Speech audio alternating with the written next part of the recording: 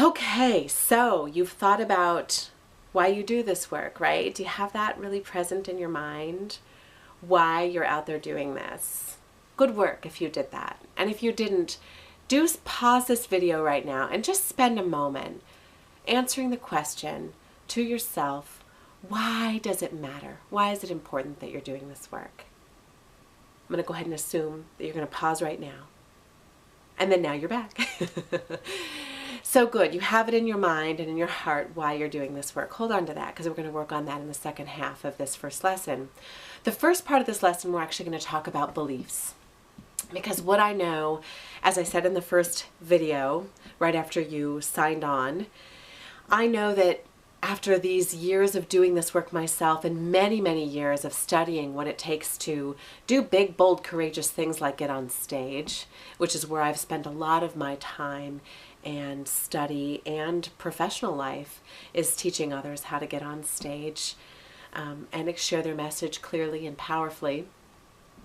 What I know is that the thing in our way of doing these big, bold, courageous things is virtually never that we don't know how to do it or that we can't get the tools to learn how to do it. That's the easy part, right? The hard part is all the stuff going on in our minds that tell us we can't do this or that limit what we believe we are capable of doing or should be doing. And so we're going to spend some time first just taking a look at those, and you're going to do a pretty good dive into what beliefs might be getting in the way of you sharing your message powerfully, boldly out there in the world and growing the business that you deserve to be expressing in the world and experiencing in your own life and sharing with others.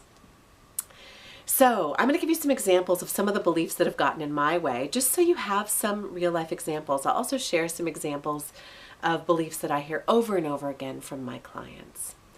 One of my biggest ones, and you may identify with this if you're a parent, is that I have this belief. I want to say I had it, but I have to tell you, it revisits. It's very stealth and it's very strong. And it speaks in the back of my mind and it says, a really amazing mom, the kind of mom you want to be, would be available all the time, whenever the girls want her. Which of course makes it very difficult to be out there doing big, bold, courageous things. When I think this through, or if you were to ask me directly, really, do you believe that you can never be away from your girls at all in order to be a great mom? I would say, no, that's ridiculous. I know I can be away some, especially if they're engaged in a very enriching activity and something that's really fun for them, and they're with people who love and adore them very much. That's still quite limiting, isn't it? And maybe it's okay if sometimes they're a little bored. Sometimes they have to figure out what to do on their own, right? So I have this belief that says I am supposed to orchestrate. First of all, I should be there. But if I can't be there, I should orchestrate the perfect second best option. And both of those things actually make it very hard for me to go out and do my work in the world. I spend a lot of time with my girls. It is high on my value list. And I imagine you have some things on your list that you really, really value and that you believe deserve your time and attention. And they do. And that's real. But do they really preclude you from doing this powerful, meaningful work, this life-changing work? And actually, are they interfering with your ability to be the biggest, best, most authentic expression of yourself? Because I know when I check on this belief deeply, actually me being an example of a fully expressed human being who is building a business based on her passion, that's an example I want for my girls. That is part of the picture. But it takes recognizing that belief, pulling it apart, and then reframing it. And I have to do it sometimes over and over again in order to remind myself. But it does get way easier now that I'm aware of the belief. Other beliefs that I hear of often are things like, I don't have enough experience doing what I'm doing to call myself an expert.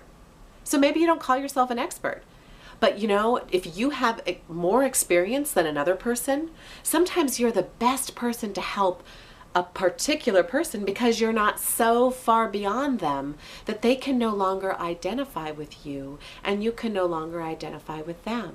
Maybe you're 1 year, 2 years ahead of them in experience. Brilliant. That may be the perfect match for them. So again, when we talk about who your right clients are, that's part of what you want to ask yourself. So maybe you don't want to call yourself an expert if that makes you uncomfortable. That doesn't matter. Can you contribute? Can you make a difference in this person's life? Can you make their life better and easier? That is good work in the world, my friend. This is meaningful work. So other ones that I hear, I don't have time. There's just not enough time. And you know, I'm going to say, right, we all have the same amount of time, and you have enough time to go out there and do the work that matters. So what other beliefs? Think about this. Spend some time. You have a worksheet on this page that you will download, and spend some time really thinking about it. It'll guide you through the process of figuring out what beliefs may be getting in the way for you. Okay, so that's the belief work. Huge important work, by the way. Please don't skip that.